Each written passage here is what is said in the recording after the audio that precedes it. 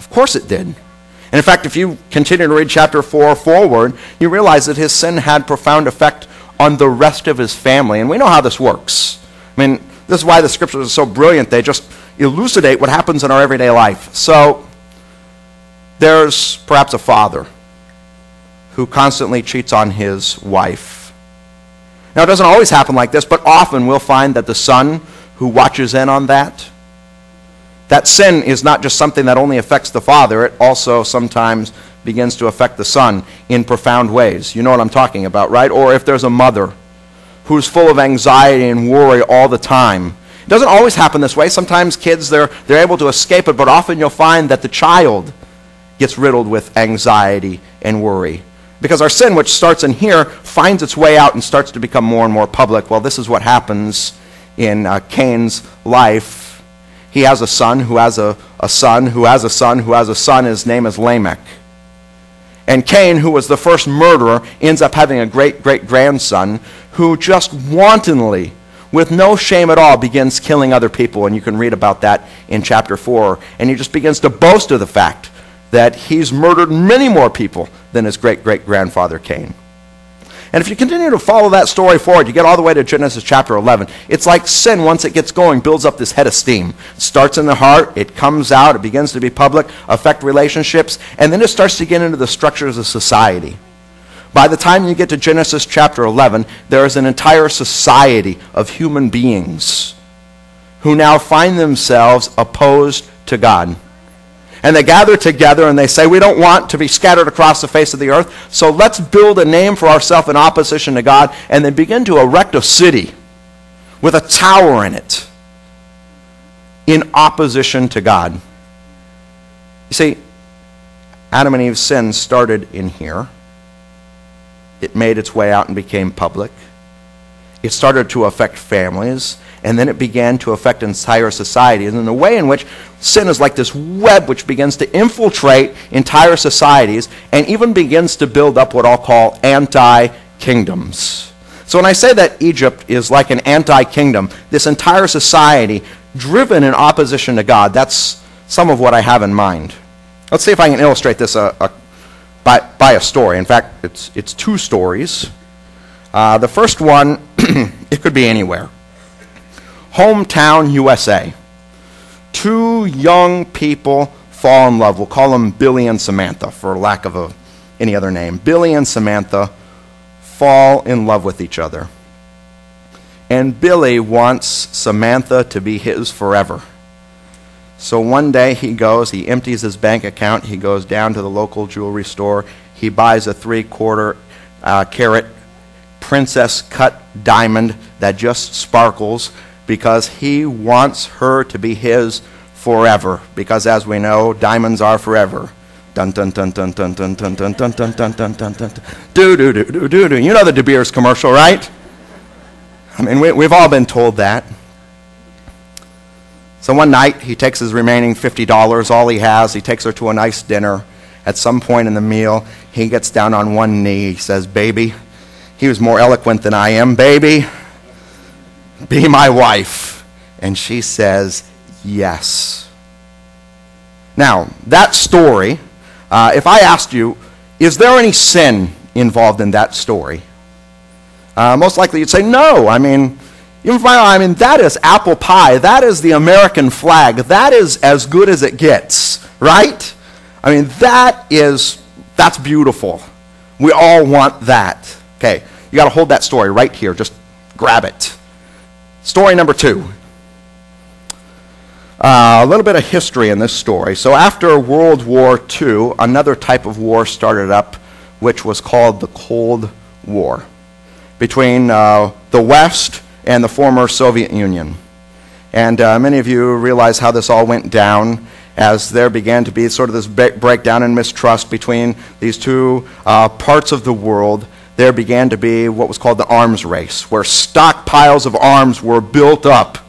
Of course, the Cold War at some point came to an end. You remember the history of Mr. Gorbachev, tear down this wall. You remember the whole thing, most of us, right? And at that point, the former Soviet Union sort of came crumbling down. It was broken into a variety of different countries. There were stockpiles of arms that these countries had. And in order to raise money for these fledgling nations, there were arms dealers which came in and offered large amounts of cash. Some of these arms dealers were unscrupulous people. We now know that groups like Al-Qaeda and others were involved in buying these arms and then taking them and trading them to other places. One of the places that some of those arms found themselves was in countries like the Congo and Sierra Leone. And some of those that took those arms decided that in order to make good on their investment, they would raise an army of people to do their bidding, and they didn't do it in any old way. They went into villages in the middle of the night. They took 10-year-old boys out of their huts. They trained them to be soldiers, and in order to get them to be in full submission to their army, they would actually make these 10-year-old boys go back to their village, kill their family, and kill their people. And they would raise and train these armies, and at some point when the army was well trained enough, they would raid a village, killing off every person in that village save maybe the children, and then they'd force those children into slave labor because right near that village there would be diamond mines. The picture I'm about to show you actually comes from the website Amnesty International. It's a picture of some of these children who have been enslaved in order to work for these mines. The next picture I'm going to show you is of a boy. His name was Jusu Lahia. He was part of one of these armies called the Revolutionary United Front. This picture, by the way, you can also find on the Amnesty International site if you'd like to know more about this. The Revolutionary United Front was not the only army that was formed for this purpose. There was actually a number of competing armies that were formed, and they often went to fight each other over these diamond mines. At one point, while one army came to raid the village that Jusu Lahia was protecting, he was hit with an RPG, which ripped apart. Shrapnel entered the side of his body, tore his eye out. The so-called field medics, who didn't know what to do with him as he was injured, put some bandages on him, and then put his body on these sacks of straw where, before he died, someone took his picture. Now I've asked you the same question. Do you see sin involved in this story?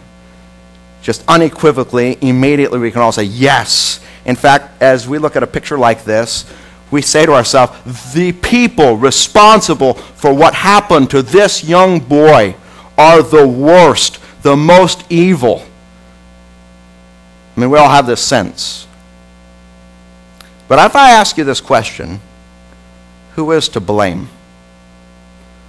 Would you say that the arms traders are to blame? Yes, undoubtedly. How about the nation who sold, the governments who sold the arms to these unscrupulous people? Yes, they have a burden to bear. How about the diamond companies that purchase diamonds from mines that are mined by enslaved boys like these? We'd probably say yes. How about those who advertise these diamonds for overinflated prices? How about Billy and Samantha, who empty their life savings to purchase diamonds which come from mines where this boy gave his life? Now, I'm not saying Billy and Samantha did that aware, but I think we all have this sense that ignorance is no excuse. I thought maybe even, we could get to know each other here a little bit better today. I thought about doing this morning. What if I just had you turn to the person next to you and open up their collar and see where their shirt was from? You don't have to do that. I mean, it would be interesting. You'd really get to know people. But undoubtedly, if you looked at the tags, you would find that those tags come from all over the world. Pakistan, India, Costa Rica, all kinds of places. Now, at some point, you went and bought that shirt. Do you know for sure that the factory where it was produced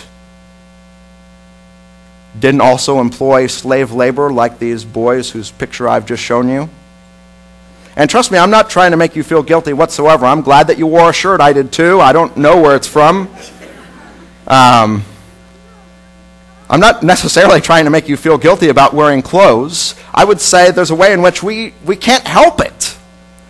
There is a way in which once sin builds up a head of steam, it's almost as if it kind of just tightly wraps itself around us in such a way that even if we were to say to ourselves, I'm not going to participate at all, it's like it's got us in its clinches. Do you see that?